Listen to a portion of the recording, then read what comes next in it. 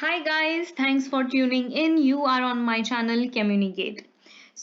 Guys, on my previous videos related to Mastronova, I have been getting some comments that they are people have asked me to upload more videos on Mastronova. So I am glad, and I thought, okay, why not? So in this video, I am going to tell you a short trick in Mastronova which you can use to see your spectra in a much more clear way. Okay, so sometimes we get a spectra like this, and ये जो spectra है काफी दिखने में हमें बुरा लग रहा है, हमें कुछ clear नहीं दिख रहा है. Why? Because noise जो है वो बहुत ही ज्यादा है, signal to noise का जो ratio है वो बहुत कम है, and we want कि हमारा जो signal to noise का ratio वो ज्यादा हो, यानी कि signal हमारा clear दिखे और noise जो है वो बहुत ही कम हो.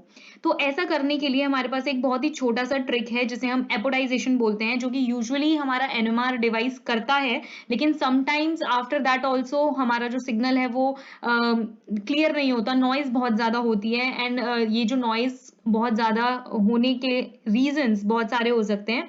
Anyways, not going into that much details, I am just going to tell you कि आप कैसे मेस्ट्रोनोवा में इस नॉइज को कम कर सकते हैं एंड अपना सिग्नल क्लियरली देखने के लिए ट्राई कर सकते हैं. ठीक है, so for this all you have to do is press W on your keyboard.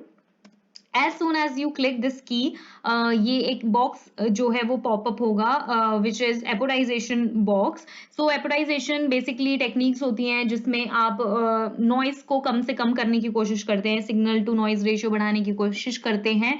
So now what you have to do is, ये जो आपको ये दिख रहा है फर्स्ट एक्सपोनेंशियल, वैसे आप जो नीचे के ये सारे आपको दिख रहे हैं गॉसियन, साइन वेव, ये अलग अलग फंक्शंस हैं जो हम यूज करते हैं नॉइस को कम करने के लिए for variety of reasons.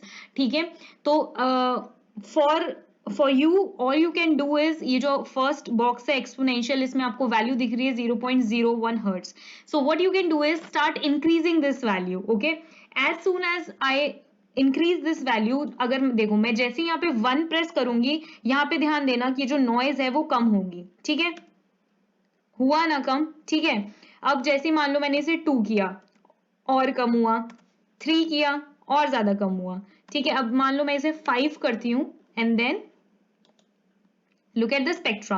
Isn't it much more clear? And now we can clearly see कि हमारा जो सिग्नल है वो ये हमारा सिग्नल है, एंड बाकी जो थी हमारी नॉइस थी, राइट?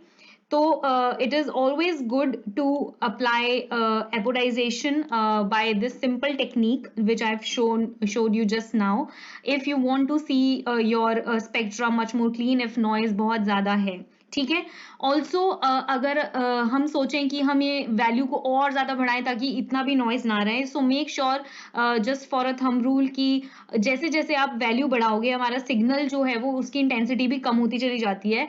सो आप उतनी एपोडाइजेशन वैल्यू करो कि ये जो हमारे सिग्नल की इंटेंसिटी है वो हाफ से कम ना हो जाए. ओके, सो मेक श्योर कि आप उतना ही एपोडाइजेशन करें. Usually what I like to do is I start with value 1 and then I try to increase it depending on how much noise is there in my signal, in my spectra.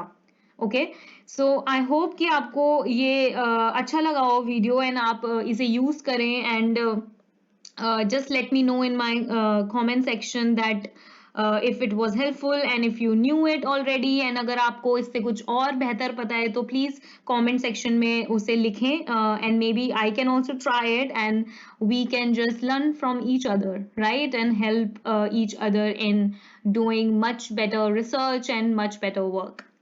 So, okay, guys, bye for now, and I will try to come back with some more helpful tricks for you guys. So, till then, see you and stay safe, stay healthy. Bye bye.